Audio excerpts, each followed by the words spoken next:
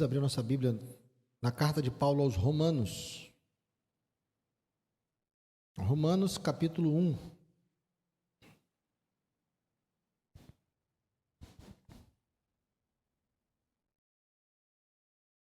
Romanos, capítulo 1. Nós vamos ler os versos 16 e 17.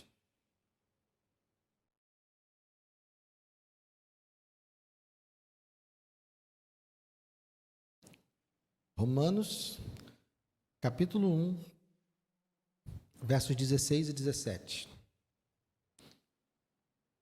Diz assim: pois não me envergonho do Evangelho, porque é o poder de Deus para a salvação de todo aquele que crê, primeiro do judeu e também do grego, porque a justiça de Deus se revela no Evangelho, de fé em fé, como está escrito: o justo viverá por fé. Vamos ler juntos? Pois não me envergonho do Evangelho, porque é o poder de Deus para a salvação de todo aquele que crê, primeiro do judeu e também do grego, porque a justiça de Deus se revela no Evangelho, de fé em fé, como está escrito: o justo viverá por fé. Pai amado, obrigado, Deus, por essa porção da Tua palavra que lemos.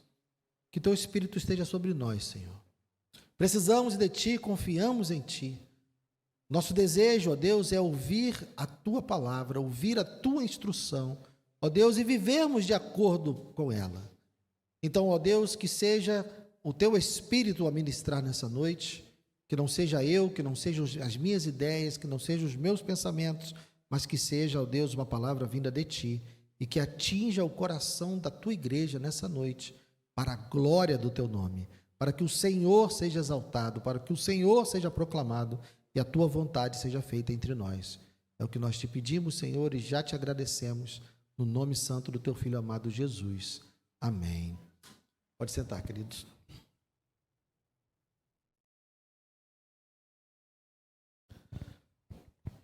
Certa vez, no grupo da juventude, eu não me lembro quem, enviou um vídeo de um jovem que estava num show, não me lembro se era um show de que estilo musical, mas era um show de música secular.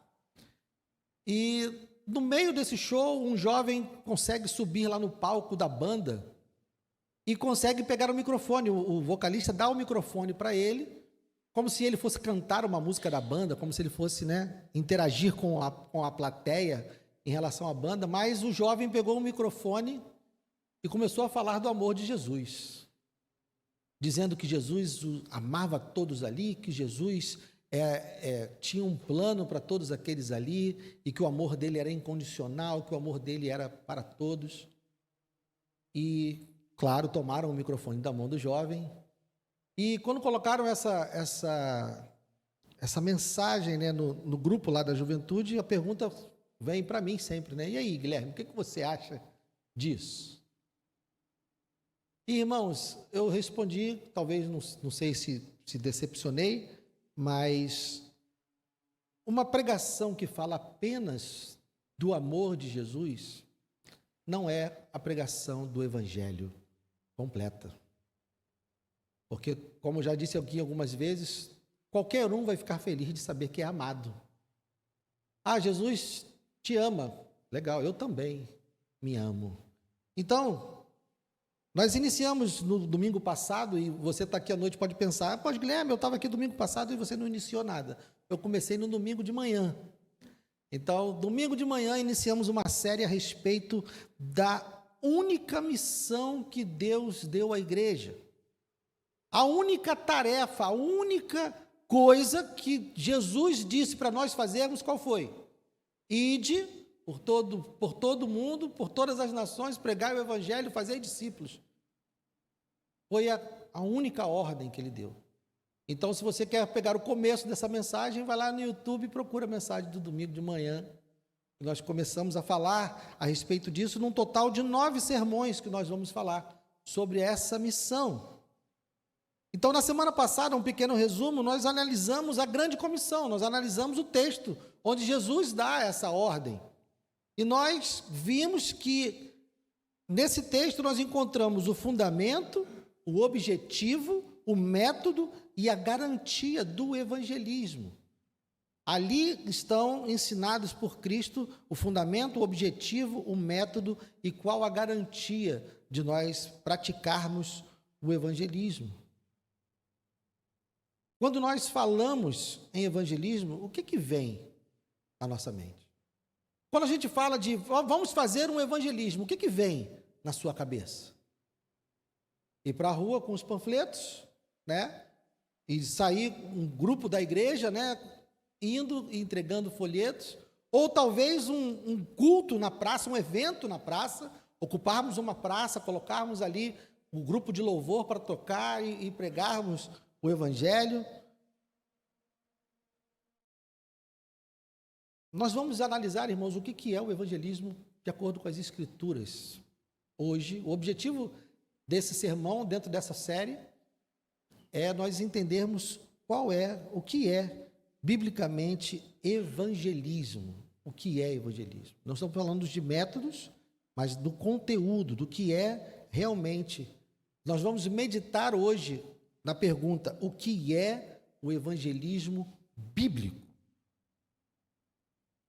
O evangelismo bíblico, e aí você vai rir de mim e falar assim: Guilherme, assim é fácil, né? O evangelismo bíblico é a proclamação do evangelho. É a proclamação do evangelho centrado na obra de Cristo para a salvação dos pecadores. Ou seja, para a gente entender o que é evangelismo, nós precisamos então entender o que é evangelho. Se evangelismo é a pregação do evangelho, eu preciso saber o que é o evangelho. O que eu estou pregando? E o evangelho, ele tem 4 elementos essenciais. Paulo, no seu texto, ele diz o quê? Pois não me envergonho do evangelho. O evangelho, para que nós possamos compreendê-lo e proclamá-lo, porque nós não podemos anunciar, nós não podemos proclamar aquilo que nós não entendemos. E o evangelho tem 4 elementos essenciais. O primeiro elemento é quem é Deus. O segundo elemento é quem é o ser humano. O terceiro elemento é quem é Jesus. E o quarto elemento é qual é a resposta que deve ser dada ao evangelho. Então, em primeiro lugar, quem é Deus? Deus é o supremo criador de todas as coisas. Deus é santo, santo, santo. Nele não há sombra de variação, nele não há nenhuma imperfeição, nele não há nenhuma injustiça. Ele é justo, ele é perfeito, ele é completo. Deus é o supremo criador e sustentador do universo, que tem apenas virtudes. Nele não há nenhuma mancha, nele não há nenhuma falha. Ele é totalmente santo e totalmente justo. E quem é, então, o ser humano? O ser humano é alguém que foi criado por esse Deus, só que deu as costas a esse Deus. O ser humano é alguém que foi criado perfeito, mas tomou uma decisão de se rebelar contra o seu Criador. Lá no Éden, ele pegou a única ordem que o Deus havia dado a ele e desobedeceu, porque tinha a intenção de ser igual a Deus. A serpente, quando tenta Eva, diz: Deus mandou que vocês não comessem desse fruto, porque ele sabia que no dia que dele comerem, vocês serão iguais a ele. Então a humanidade, criada por esse Deus que é supremo, justo, santo e perfeito, se rebelou contra ele e, num ato de injustiça, num ato de ingratidão, num ato de rebelião, desobedece frontalmente à lei de Deus. E a partir daí, toda a descendência desse casal é corrompida, é manchada pelo pecado. Então, todo ser humano na face da terra não é justo, não é perfeito, não é santo. Então nós temos aí um grande problema. Porque um Deus santo e justo tem por atributo a punição dos pecados, a punição das injustiças, a punição da falta de santidade, da corrupção.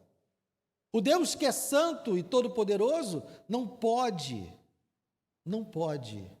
passar pano, ele não pode encobrir, deixar pecados impunes, porque senão ele seria injusto. Qual é a sensação que você tem quando você está assistindo a um noticiário e vê a notícia de um criminoso que não foi punido por conta dos seus crimes? Você pensa o que da justiça? Que não houve justiça. E se Deus é completamente justo, ele jamais poderia deixar impune alguma injustiça. Então nós temos um problema, porque o ser humano precisa de punição, porque é injusto. E o Deus que o criou é totalmente justo e totalmente santo. Então precisamos entender quem é Jesus. Jesus é o Filho de Deus, que deu a sua vida como pagamento pelos nossos pecados. Deus, no seu amor, na sua graça, enviou o seu Filho. Ele tomou a decisão de sofrer o próprio dano, porque ele não poderia deixar os pecados sem punição, mas porque ele nos amou, ele decidiu então punir os nossos pecados em Cristo. Ele não deixou os pecados impunes, porque isso seria injusto. Então, ele decide tomar o dano e, ao enviar o seu filho, ao invés de derramar sobre o ser humano o seu cálice de ira, ele derrama sobre o filho. Então, a partir do momento que os nossos pecados já foram punidos, a justiça de Deus foi satisfeita. E é por isso que homens e mulheres pecadores podem ter um relacionamento com o Supremo Criador e com o Deus Santo, justo e perfeito, porque ele puniu os nossos pecados. Então nós somos declarados justos na medida em que já pagamos, ou melhor, já foi pago por nós o preço dos nossos pecados. Então nós já vimos quem é Deus, nós já vimos quem é o ser humano, e nós já vimos quem é Jesus. Qual é então a resposta que deve ser dada a esse evangelho? Arrependimento e fé. Toda aquela que confessa os seus pecados, que reconhece a sua injustiça, reconhece o direito que Deus Pai tinha de punir os seus pecados, mas confia na obra realizada na cruz, deposita as suas esperanças, deposita as suas expectativas na obra realizada na cruz, quando o pecado foi punido em Cristo.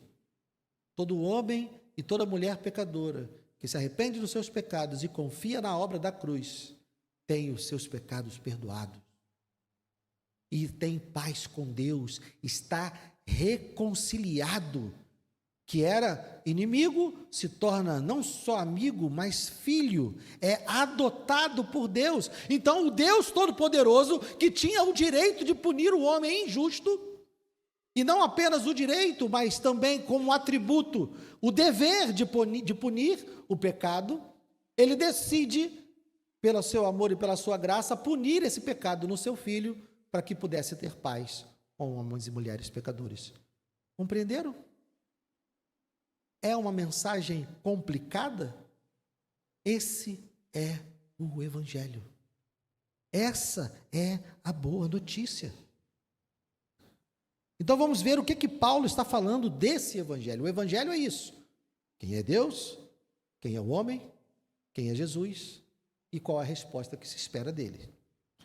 Paulo, então, no verso 16 diz: pois não me envergonho do Evangelho, porque é o poder de Deus para a salvação de todo aquele que crê, primeiro do judeu e também do grego. Primeiro, ele não se envergonha. Paulo está escrevendo essa carta para a igreja de Roma. Paulo não conhece a igreja de Roma, não foi ele que plantou a igreja de Roma. A carta aos Romanos é a carta de um missionário. Paulo está querendo pregar o evangelho lá na Espanha.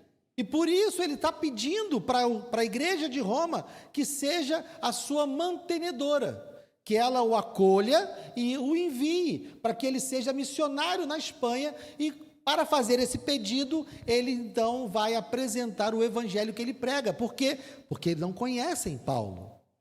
Então, a carta aos Romanos é um grande resumo do evangelho, é um grande resumo da fé cristã, porque Paulo está apresentando o evangelho que ele prega para a igreja de Roma, para que a igreja de Roma seja convencida a enviá-lo como missionário para a Espanha. E ele está dizendo que não se envergonha do evangelho. Por quê? Porque o evangelho tem é uma mensagem simples, pregada por pessoas simples. Os cristãos não eram, nessa época, algo relevante na sociedade romana, por exemplo. É uma pequena parcela da população que cria num Deus hebraico lá, de uma província de Roma. Era algo pequeno. Mas Paulo está dizendo, eu não me envergonho dessa mensagem, eu não me envergonho da minha origem. Eu sei que estou anunciando a palavra de salvação, eu sei que estou pronunciando o poder de Deus. Então Paulo declara, em primeiro lugar, que ele não tem vergonha do evangelho. A segunda afirmação que ele faz a respeito do evangelho é que o evangelho é poderoso, porque o evangelho é o poder de Deus para a salvação de todo aquele que crê. Meu irmão e minha irmã, essa mensagem que nós vimos aqui, com esses 4 elementos, é a única mensagem capaz de transformar inimigos em filhos. Essa pregação, essa boa notícia de que o Deus que poderia nos punir, Ele está nos salvando, é a única mensagem capaz de salvar homens e mulheres pecadores. Não há outra. Não há nada mais. Não tem nada que nós possamos fazer que mude o coração de um homem e de uma mulher pecadora, a não ser a pregação do evangelho. Por quê? Porque o evangelho é o poder de Deus, é o próprio Deus. Quando apresentamos o evangelho, nós estamos exercendo o poder de Deus para salvar os pecadores. É o evangelho, e somente o evangelho, nada mais. Não são as nossas estratégias, não são as nossas táticas. O que salva é a mensagem. É a mensagem. Não se deve trocar a mensagem. Você pode usar vários meios para transmitir a mensagem, mas a mensagem é sempre a mesma. Sempre a mesma. Não importa por que meio, não importa que ideia você tenha, não importa quais sejam os mecanismos que ao longo da história a igreja desenvolveu, e nós passamos por pregação na praça, nós passamos por panfletagem, nós passamos por tudo isso, mas o importante é que a mensagem pregada seja o evangelho. E você precisa, então, entendendo qual é a mensagem, você precisa saber qual é o melhor meio para você anunciar essa palavra. Uma mensagem que tem esses 4 elementos, onde você precisa explicar quem é Deus, onde você precisa explicar quem é o ser humano, onde você precisa explicar quem é Jesus e onde você precisa explicar qual é a resposta a esse evangelho. Eu acho que é fácil nós percebermos que um esbarrão em alguém não é suficiente para apresentarmos o evangelho. Deus pode usar um folheto com essas informações? Pode. Mas a pregação do evangelho, o anúncio do evangelho que cada um de nós deve fazer, é esse. É essa a mensagem. Por quê? Porque essa mensagem é o poder de Deus para salvar todo aquele que peca. E a terceira coisa que Paulo fala desse evangelho é que o evangelho é universal. Por quê? Porque é o poder de Deus para a salvação de quê? De todo aquele que crê. Não há ninguém que esteja fora do alcance do poder de Deus para salvar. Não há nenhum tipo de pessoa, não há nenhuma classe social, não há nenhuma cor de pele, não há nenhuma sexualidade, não há nenhuma condição financeira, não há nada que torne alguém inabilitado para ser salvo. O Evangelho é o poder de Deus para salvar qualquer um. Nós precisamos confiar no poder do Evangelho. Porque quando nós deixarmos de confiar no poder do Evangelho, nós vamos fazer malabarismos, nós vamos fazer todo tipo de coisa na tentativa de fazer aquilo que somente o Evangelho pode fazer. Estaremos perdendo nosso tempo e pior, estaremos perdendo nossas vidas e as vidas daqueles que precisam do Evangelho. O Evangelho é para todos aqueles que acham que não precisam do Evangelho. Há pessoas que nós vamos pregar o Evangelho e que nós precisamos primeiro convencê-las de que elas precisam do Evangelho. Há pessoas que acham que não precisam do Evangelho. O Evangelho também é para todas aquelas pessoas que nós achamos que não merecem o Evangelho. Então nós também precisamos passar por um trabalho de convencimento de que precisamos pregar o Evangelho a toda criatura. Qualquer pessoa. Devemos amar qualquer pessoa a ponto de pregar o Evangelho para ela. Então Paulo nos diz que não se envergonha do Evangelho, Paulo nos diz que o Evangelho é poderoso, porque é o poder de Deus e a única mensagem capaz de salvar, e ele também nos diz que o Evangelho é universal, porque é a salvação de todo e qualquer um que crer. Qualquer um que crer no Evangelho será salvo. E ele continua, verso 17, porque a justiça de Deus se revela no Evangelho. De fé em fé, como está escrito, o justo viverá por fé. Ou seja, quando proclamamos o Evangelho, quando nós anunciamos essa mensagem que tem esses 4 elementos, quem é Deus, quem é o homem, quem é Jesus e qual a resposta que deve ser dada a ele, quando nós proclamamos esse Evangelho, nós estamos anunciando revelada a justiça de Deus. E quando Paulo usa essa expressão, justiça de Deus, ele está usando ela de 2 formas. Primeiro, a justiça de um Deus justo. Então, quando olhamos para o Evangelho, quando olhamos para aquilo que Deus fez no Evangelho, nós podemos ver o quanto Ele é justo. Nós vemos a justiça em ação. É Deus sendo justo. Por quê Ele está sendo justo? Porque Ele está demonstrando para nós que Ele é tão justo que Ele puniu os nossos pecados sobre o seu Filho amado. Se houvesse alguma sombra de injustiça em Deus, Ele simplesmente teria dito, olha, estão liberados, eu amo vocês e está tudo bem, perdoei os seus pecados. Mas Ele estaria sendo injusto. Como nós dissemos, se você vê um juiz não punindo alguém que é culpado, você vai dizer que ele não foi justo. Então, a cruz, o Evangelho, a obra que ele fez, nos mostra o quanto ele é justo. E ele vai punir todos os pecados sempre. Não há e não haverá nenhum pecado que vai ficar impune. Nunca. Não devemos esperar de Deus nenhum tipo de impunidade, porque Ele já mostrou na cruz que a sua justiça é implacável. Porque os pecados daqueles que creem em Jesus não ficaram impunes. Foram punidos aonde? Em Cristo. E todo aquele que não estiver em Cristo terá os seus pecados punidos implacavelmente.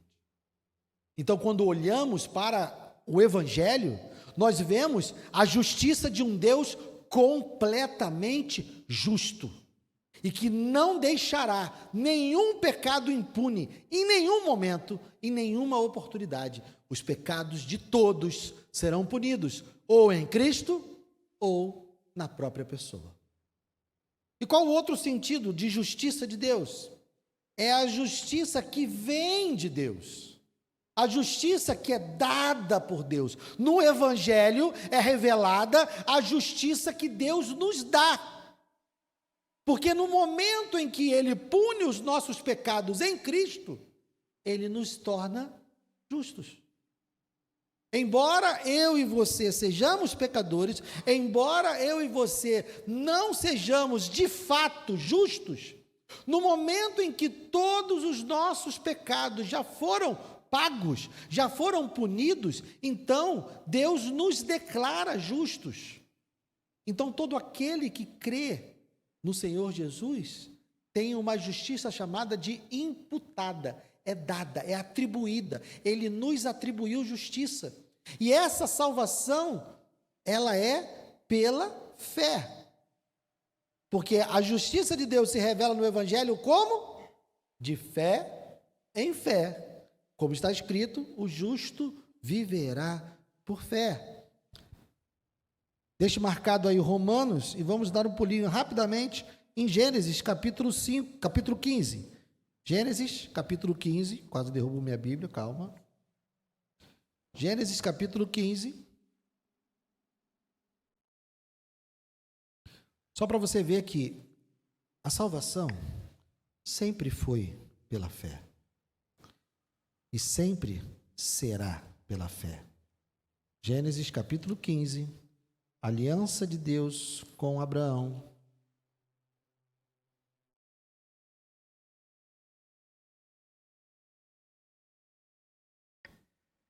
Verso 6. Abraão creu no Senhor e isso lhe foi atribuído para a justiça. Leia comigo. Abraão creu no Senhor e isso lhe foi atribuído para a justiça. Deus fez todas as promessas a Abraão, disse que daria a ele a terra prometida, disse que daria a ele uma descendência mais numerosa do que as estrelas do céu. Deus fez promessas a Abraão e Abraão creu. Ele teve fé nas promessas do Senhor e ao ter fé, ele foi declarado justo. Isso lhe foi atribuído para justiça. Então, quando Paulo diz aqui que o Evangelho revela a justiça de Deus, ou a justiça de Deus se revela no Evangelho, ele está nos dizendo que Deus revela a sua justiça pelo fato de punir os pecados, e Deus também revela a justiça que vem dele, que é dada por ele. E essa essa justiça que é dada por ele, é recebida por nós por meio da fé. Quando ele diz de fé em fé, ele está dizendo que a fé, ela é responsável por essa justiça que nos é dada do começo ao fim. Por isso que ele cita aqui Abacuque, o justo viverá por fé. Porque a vida do cristão, a vida de todo aquele que confia no Senhor Jesus, ela é vivida completamente pela fé, do início ao fim, desde o dia da nossa conversão, desde o dia onde nós reconhecemos os nossos pecados e dissemos que preciso de um Salvador, e o Senhor Jesus é o meu Senhor e o meu Salvador, até o último suspiro da nossa vida, essa atribuição, esse relacionamento é vivido por fé, nunca será pelo desempenho, nunca será pela nossa moralidade, nunca será por aquilo que fazemos, nunca. O relacionamento que o pecador tem com Deus Santo é um relacionamento vivido pela fé, do início ao fim. Nunca, jamais nós iremos merecer a salvação de Deus. Nunca, jamais nós teremos uma justiça própria. A justiça que nós temos, a justiça que nós podemos ter, que nós devemos ter, e a única justiça que é capaz de nos tornar aceitáveis diante de Deus, é a justiça que vem dele. Quando cremos na obra do Senhor Jesus feita em nosso favor, quando cremos no Evangelho, quando cremos na solução que Deus deu para o problema de um Deus santo e de um homem pecador. É a única maneira. Então, é pela fé. Nós precisamos, do início ao fim, confiar e depender da fé. É claro que nós vamos buscar uma vida de santidade, é claro que nós vamos buscar obedecer a palavra de Deus, é óbvio que nós não vamos viver como vivíamos antes, mas isso é para quê? É para sermos salvos? Não. É para sermos amados? Não. Nós já fomos amados antes, quando éramos pecadores. E aquilo que era necessário para nós sermos aceitos diante de Deus, não foi e nunca será feito por nós, foi feito por Cristo. Então, a nossa santificação, o nosso desejo de obedecer a Deus, o nosso desejo, a nossa vontade de não pecarmos mais, não é para nós obtermos algo de Deus. É uma forma de nós agradecermos a Deus. Porque se nós somos gratos a Deus pela nossa salvação, se nós somos felizes por pertencermos a Deus, se nós somos gratos a Deus por termos os nossos pecados perdoados, nós vamos querer viver uma vida que agrada a esse Deus. Ninguém pode dizer que ama a Deus e não estar nem aí para os seus mandamentos. Aquele que tem os meus mandamentos e os guarda, esse é o que me ama. Porque senão é um amor de boca. É o amor do marido que bate. Ah, eu amo demais. É o amor do filho que rouba. Ah, eu amo demais. É um amor de boca. É um amor que não tem nenhuma efetividade. Se nós dissermos que amamos a Deus e não buscamos obedecê-lo, nós estamos mentindo. Então a nossa obediência não é para sermos salvos. A nossa obediência é porque nós sabemos que fomos salvos. Então Paulo nos mostra que a justiça de Deus, seja a justiça daquele que pune, do Deus justo, seja a justiça que foi dada, ela é revelada naquela mensagem. De quem é Deus, de quem é o homem, de quem é Jesus e de qual a resposta que nós devemos dar a esse evangelho. Está tudo ali, meus irmãos. Tudo nessa mensagem simples. Esse é o evangelho. Então, meus irmãos, a proclamação do evangelho não é um evento. A proclamação do evangelho, o evangelismo, não é um programa que a igreja organiza. Olha, domingo que vem nós vamos fazer um evangelismo. O evangelismo não é um programa onde nós pegamos um gerador e levamos para a praça. Isso pode fazer parte do evangelismo, mas o evangelismo, a pregação do evangelho, a proclamação da salvação, do poder de Deus para salvar os pecadores, é o modo de vida da igreja. É o nosso propósito. Foi para isso que Deus formou a igreja. Porque se Deus quisesse apenas salvar os pecadores, eu já falei isso algumas vezes aqui, aceitou Jesus, vai para a glória. Aceitou Jesus, vai para a glória. Aceitou Jesus, vai para a glória. Ele nos deu uma missão. E se você quer saber os detalhes dessa missão, ouça a mensagem de domingo de manhã passado. Mas essa é a única ordenança que ele deu para os seus discípulos, não há outro. Se você olhar para as Escrituras, você vai ver que tudo que a Bíblia fala a respeito da nossa vida não tem a ver com missão. Um cristão ser honesto não tem a ver com a missão da igreja. Um cristão ser honesto é consequência da sua salvação. Um cristão ser íntegro é consequência da sua salvação. Um cristão adorar a Deus é consequência da sua salvação. Tudo isso tem a ver com quem nós nos tornamos. Deus tirou de nós o coração de pedra, colocou um coração de carne. Deus colocou dentro de nós o seu espírito. Então, tudo que você vê, do que se espera do comportamento do cristão, não tem a ver com a missão da igreja. Tem a ver com quem o cristão é. Então, a missão da igreja não é fazer obras sociais. A missão da igreja não é trazer justiça para o mundo. A missão da igreja não é nada disso. Mas nós, como cristãos, vamos nos compadecer dos que sofrem, nós vamos buscar justiça nesse mundo, porque isso tem a ver com quem nós somos. A única ordem, o único ide que foi dado aos discípulos de Cristo foi para proclamar o Evangelho. A única. Não importa quantas atividades nós estejamos fazendo nesse mundo, não importa o quão a igreja seja bela, não importa o quão o povo seja unido, não importa o quanto a gente abençoe as pessoas lá fora, não importa o quanto nós sejamos reconhecidos como pessoas íntegras, e não importa, nada disso importa. A única coisa que importa é, nós estamos pregando o Evangelho, nós estamos anunciando o poder de Deus que salva pecadores, só isso importa. Nada mais importa. Porque foi a única coisa que Jesus mandou a gente fazer.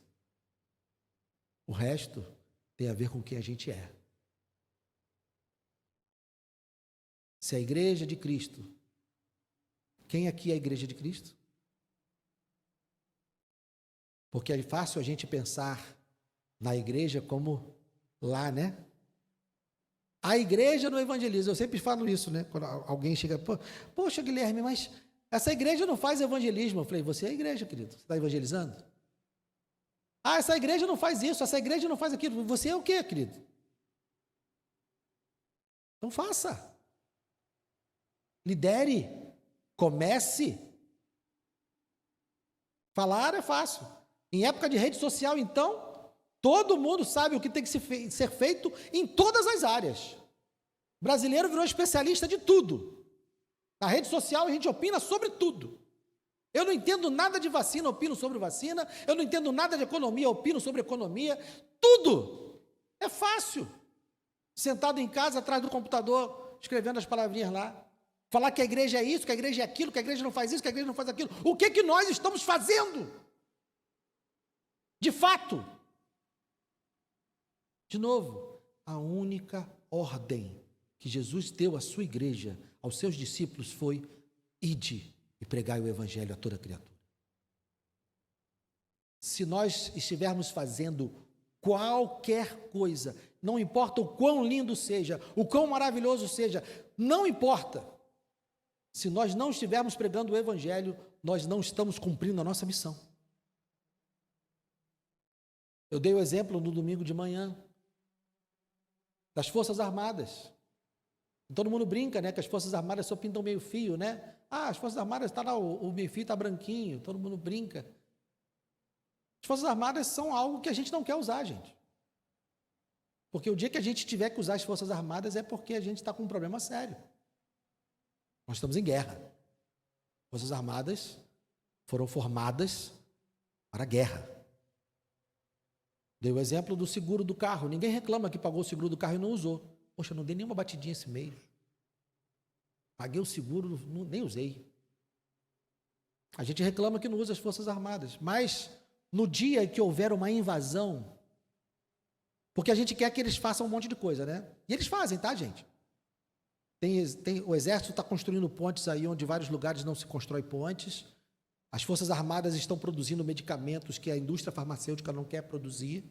As Forças Armadas estão levando saúde aonde não há saúde.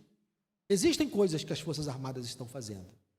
Mas o dia que houver uma invasão, o dia que um país tentar invadir o Brasil, você não quer saber se as Forças Armadas construíram pontes, você não quer saber se as Forças Armadas cuidaram dos doentes ribeirinhos do Amazonas, você não quer saber se as Forças Armadas produziram medicamento, você não quer saber de nada disso. O que você quer saber? Você quer que o exército combata a guerra, porque é para isso que ele foi feito. A mesma coisa a igreja. Não importa quantos pratos de comida a gente distribua, não importa quantos cabelos a gente corte, não importa quantos eventos a gente faça, não importa o quão bem a gente cuide dos seus filhos na escola bíblica, nada disso importa se nós não estivermos cumprindo a nossa missão, que é pregar o Evangelho. Que, de novo eu repito, é a única coisa que Jesus mandou a gente fazer. E a impressão que eu tenho que é a única coisa que nós não estamos fazendo.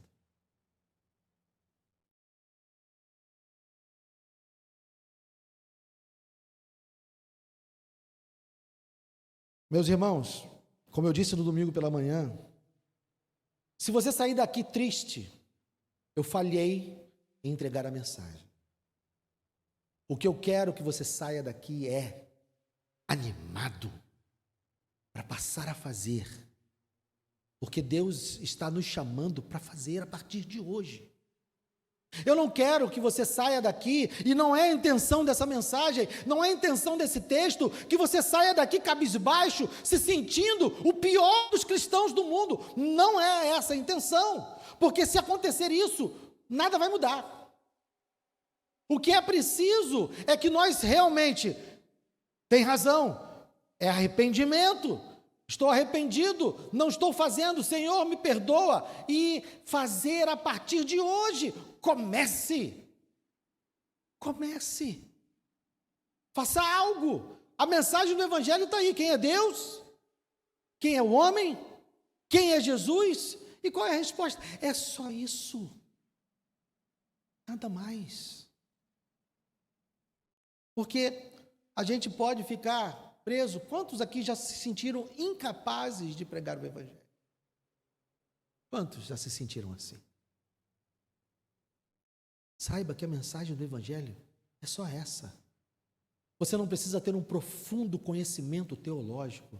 Você não precisa saber se existiram 3 Isaías ou se existiu só um Isaías. Você não precisa saber em que ano o Evangelho de Mateus foi escrito. Você não precisa saber qual foi a última ou a primeira carta de Paulo. Você não precisa saber grego, hebraico, nada disso. O que você precisa saber é quem é Deus, quem é o homem, quem é Jesus e qual a resposta que se dá ao Evangelho. Só isso.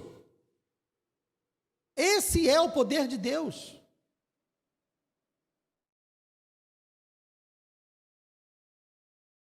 Existem algumas armadilhas na pregação do Evangelho. A primeira armadilha é a pregação incompleta. O exemplo que eu dei no início. Se nós anunciarmos a mensagem incompleta, nós não vamos atingir o propósito. Porque se eu falar só do amor, como o jovem fez ao subir lá no palco e falar do amor de Jesus, eu não vou estar chamando as pessoas ao arrependimento. As pessoas não vão estar conscientes da sua condição de condenação diante de Deus. Não vão estar cientes de que a obra de Cristo consistiu em pagar o preço dos pecados dele. E que o amor de Cristo que foi dito lá, Jesus te ama, esse amor se expressou por meio do sacrifício, por meio do pagamento dos pecados dele. Porque quem deveria ter morrido era ele. Se nós não falarmos isso, não haverá arrependimento. Do lado oposto, se eu falar apenas como exortação, se eu apontar apenas os pecados, se eu apontar apenas a condenação e dizer se você vivendo assim, você vai para o inferno, se eu falar apenas isso, eu não trago esperança, eu não anuncio a salvação, eu não anuncio a boa nova, porque o Evangelho é boa notícia. Então eu não posso ficar também somente na má notícia, porque senão as pessoas vão se desesperançar e se desesperar. O Evangelho é a boa notícia de que Deus está salvando pecadores. Então é preciso que saibam que são pecadores mas que saibam que Deus está salvando pecadores. Uma outra armadilha é a manipulação emocional. Nós podemos, por meio de várias técnicas e várias coisas, manipular pessoas.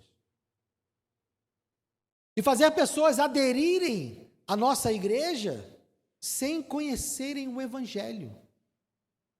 Porque você ficou aqui porque eu manipulei você com boas músicas, com um bom ambiente, com carisma, com uma simpatia. Não estou dizendo que eu sou carismático nem simpático não, tá, gente? Eu só estou dizendo que pode ser feito isso. Mas você pode estar aqui por N razões que não seja o Evangelho. Eu posso ter manipulado, ou qualquer líder religioso pode manipular pessoas. E nós vemos isso quando um líder cai, e várias pessoas caem, porque elas não estavam seguindo o Evangelho, elas estavam seguindo uma pessoa, porque foram manipuladas emocionalmente.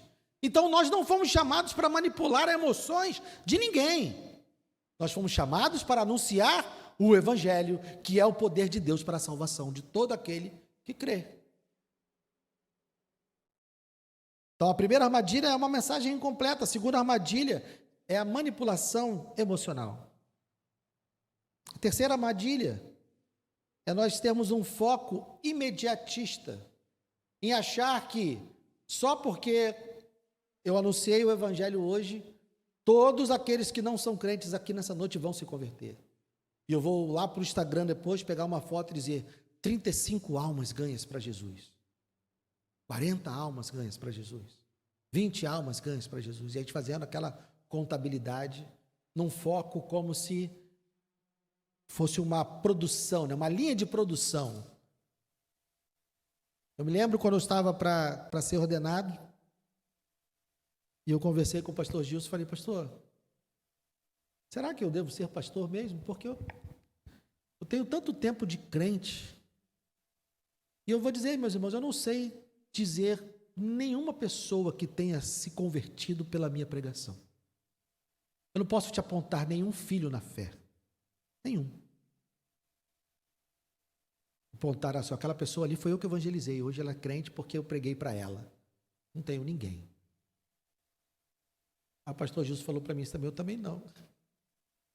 Embora eu encontre algumas pessoas lá e daqui a pouco alguém vá me falar que um dia estava na igreja e se converteu quando eu preguei e isso aconteceu, eu nem sabia. Então nós que estamos anunciando o Evangelho, você que está anunciando o Evangelho, não deve ter uma expectativa de produção. Pregue o Evangelho, sabe por quê? Porque o Evangelho é o poder de Deus, não nosso. Não é nosso esforço, não é nossa perícia, não é o nosso conhecimento, não é nossa eloquência, nada disso, é o poder de Deus. E você prega um pouco hoje, a pessoa ouve, daqui a pouco ela ouve a mensagem em outro lugar, daqui a pouco ela ouve a mensagem em outro lugar, daqui a pouco ela ouve outra pessoa falando e se converteu. Foi uma obra de quem? Minha? Não. Do segundo que pregou? Também não. Do terceiro? Do quinto? Do 10º? Não. Foi uma obra de Deus. Então não se desanime por não ver pessoas, não poder contabilizar, olha, eu tenho 25 filhos na fé. Você pregue o Evangelho. Não fique com esse foco. Então essas são as 3 primeiras armadilhas. A última é apresentar Deus como solução para os problemas da vida. Essa é a mais comum. Se você se converter, se você se voltar para Deus, sua saúde será perfeita. Se você se voltar para Deus, seus problemas financeiros vão acabar. Se você se voltar para Deus, você vai ter sucesso. E tudo que você fizer, você vai prosperar. Você vai ser um grande empresário. Você vai ter saúde. Você vai ter dinheiro.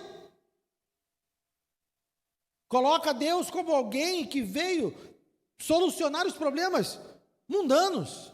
Quando, na verdade, o que ele fez foi solucionar o nosso grande problema espiritual. Estávamos mortos e Ele veio nos dar vida. Se Ele salvar uma alma, se Ele salvar uma vida, e essa pessoa morrer, no dia seguinte, essa pessoa é vitoriosa, foi salva. Não importa se Deus curar as minhas enfermidades, não importa se Deus me der dinheiro, não importa se Ele me der sucesso, se eu não tiver os meus pecados perdoados. O Evangelho fala de perdão de pecados. E é isso que nós devemos anunciar. Então, essas são as 4 armadilhas: mensagens incompletas, manipulação emocional, foco imediatista e apresentar Deus como solução para os problemas dessa vida. Então, meus irmãos, o evangelismo bíblico é simplesmente isso: proclamar quem é Deus, explicar quem é o ser humano, explicar quem é Jesus e dizer qual é a resposta que se deve dar a esse evangelho. Qual a sua tarefa, então, a partir de hoje? Memorize isso, treine isso. Passe, então, Guilherme, eu preciso saber. Não entendi direito, me pega no corredor, me chama no WhatsApp, chama um diácono, chama o pastor Gilson, não quer falar comigo, fala com outro, mas entenda isso. Não se contente em não saber anunciar o evangelho. Saia daqui hoje com o propósito de ter essa mensagem na mente, de ter essa mensagem no coração. Memorize o evangelho, não é difícil. São 4 pontos essenciais. Outra coisa, ore por oportunidades. Senhor, quem eu vou evangelizar essa semana? Com quem eu vou falar? Ore, peça a Deus: Senhor, eu preciso falar do evangelho para alguém, me ajuda. Coloca alguém no meu caminho, me dá uma oportunidade, me dá uma ideia, me dá um meio para eu poder pregar, para eu poder anunciar o teu evangelho. Treine. Quem gostaria que houvesse um workshop de evangelismo aqui na igreja? Nós vamos ter. Pouca gente quis, mas para você que levantou a mão, vai ter. Se você não levantou a mão, vai ter também, estou brincando. Mas vamos aprender, vamos praticar, vamos juntos ver as nossas falhas, compartilhar as nossas dificuldades, vamos compartilhar os desafios e também as vitórias, as ideias. Vamos juntos. O que não podemos, irmãos, é ficar sem fazer a única coisa que Deus mandou a gente fazer. Nós não podemos ficar tranquilos com isso, satisfeitos com isso.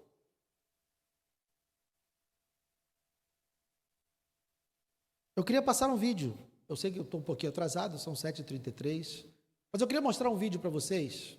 Prepara aí, Humberto, por favor.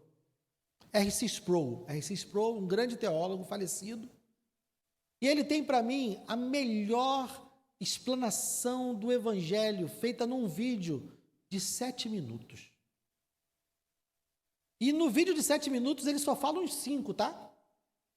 Mas ele apresenta o evangelho, e ele ainda fala além dessas 4 coisas, tá? Mas eu queria que você pudesse ver. Pode colocar?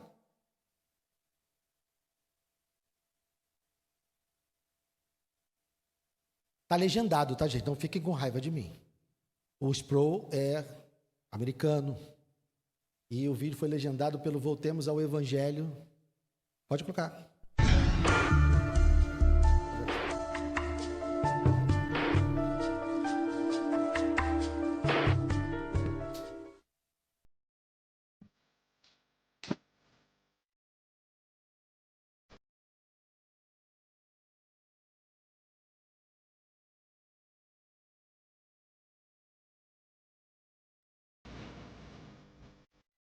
Enche a tela. Posso encher a tela?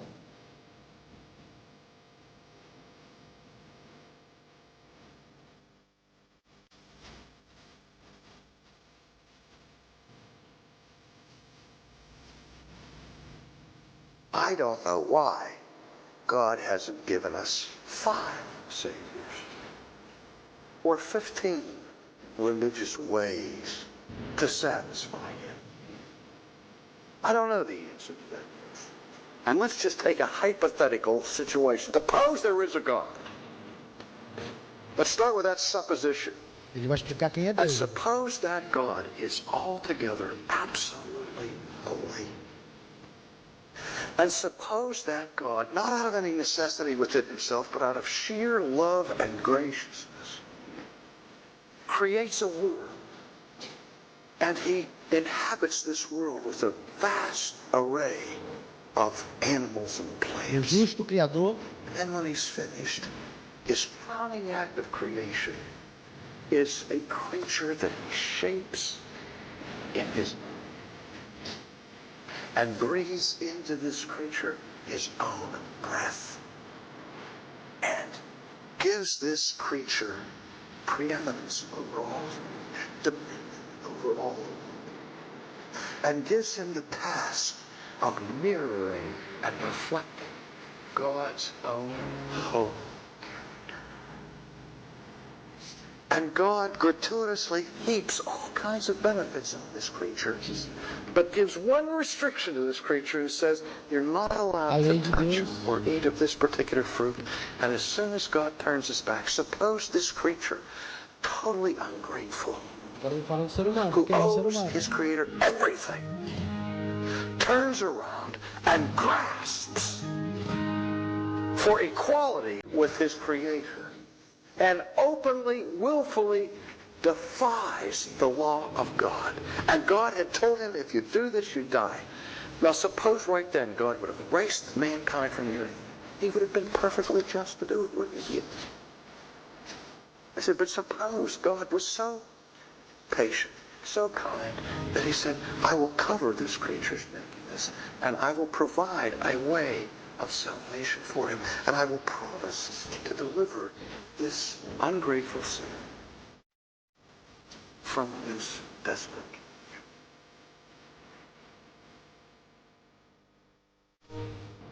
I am going to send to this people Quem é Jesus? who reject everything I do for them, I'm going to send my only begotten Son.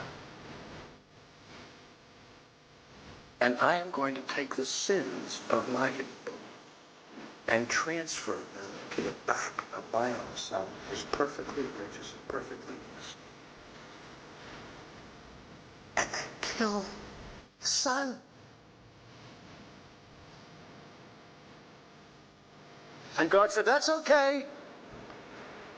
You killed him. But if you will just put your trust in him Arrependimento e fé. and honor him, I will forgive you of every sin that you have ever committed against me and against him. And I will give you eternal life where there will be no more death, no more tears, no more wickedness, no more pain, no more suffering. And you will live forever in unending bliss. But my only requirement is that you honor the one who has died in your place. Buddha didn't die for you. Moses didn't die for you. Mohammed didn't die. And I require that you honor and embrace my only Son. Would you dare to stand before God on the day of judgment and say, God, you have not done enough? Would you look in the face of God and say, one way of salvation is not enough? How shall we escape if we neglect so great a salvation? Beloved, I don't think that people who believe in Christ are any better than people who believe in something else. We're not talking about the superiority of the people. But I'm sure it rankles God Almighty to hear any human being even mention Buddha in the same breath with Jesus Christ. Because Christ alone is sinless. Buddha was a sinner. Buddha couldn't save himself, but anyone else. Mohammed was a sinner, and Mohammed never saved anybody. Only Christ is sinless. Only Christ has offered an atonement. Only Christ has provided redemption for us.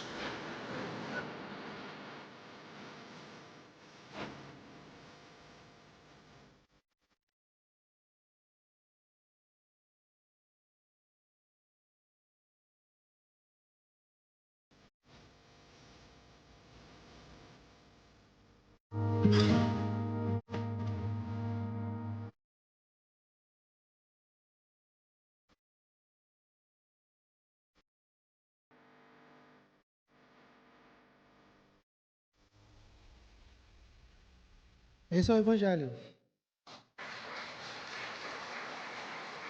Quando eu era seminarista em uma instituição. É isso que a gente tem que pregar. Só isso.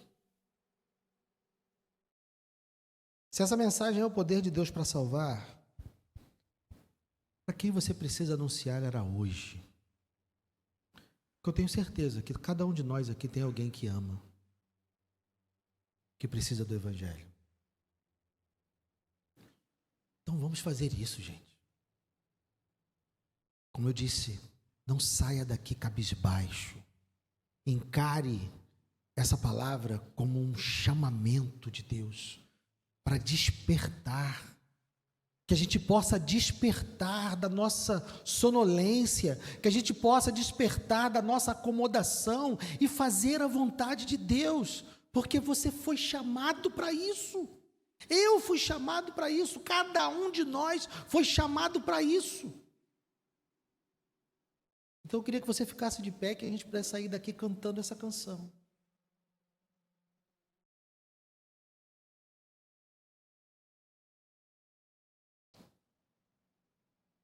Não é um chamado para alguns, não é necessário conhecimento teológico profundo, não é necessário nenhum tipo de letramento especial. Se você tiver curiosidade, depois pesquise sobre a conversão de Charles Spurgeon, o maior pregador do século XIX. Pesquise de como ele foi convertido, pela pregação de quem e como.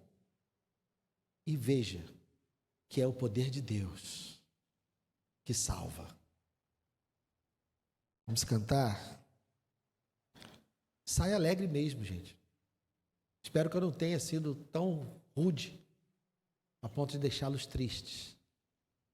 Mas é porque essa mensagem urge no meu coração.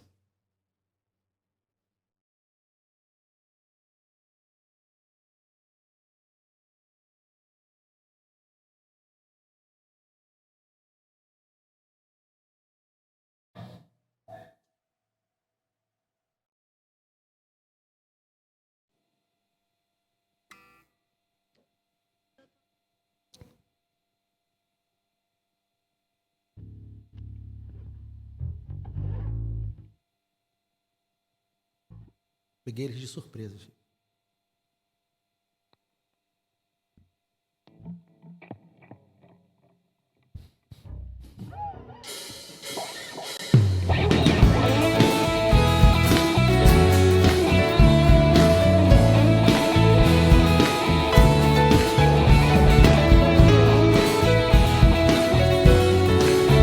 Fomos chamados, meus irmãos, fomos chamados. Fui chamado para mudar o mundo, para fazer a grande diferença. Sou a luz que vai brilhar e iluminar ao meu redor. O meu tempo quero dedicar ao Senhor, meus talentos quero oferecer ao Senhor. Sou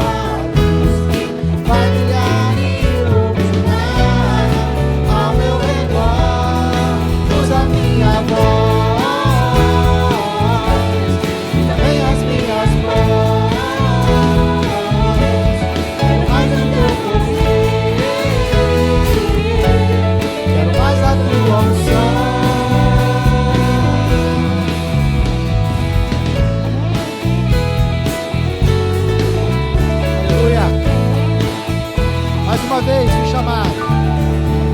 Fui chamado pra mudar o mundo, pra fazer a grande diferença. Sou a luz que vai brilhar e iluminar ao meu redor.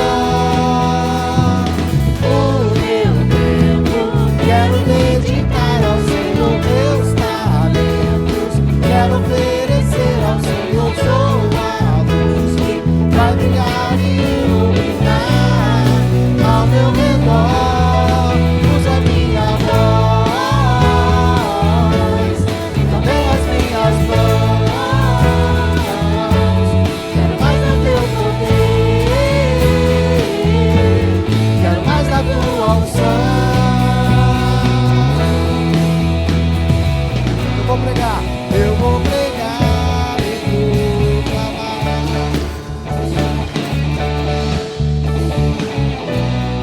que Jesus Cristo em breve vai voltar.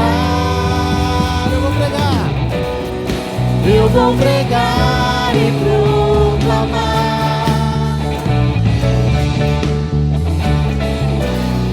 que Jesus Cristo em breve vai voltar. Usa minha voz e também as minhas mãos. Quero mais do teu poder, quero mais da tua unção. Usa minha voz e também as minhas mãos. Quero mais do teu poder,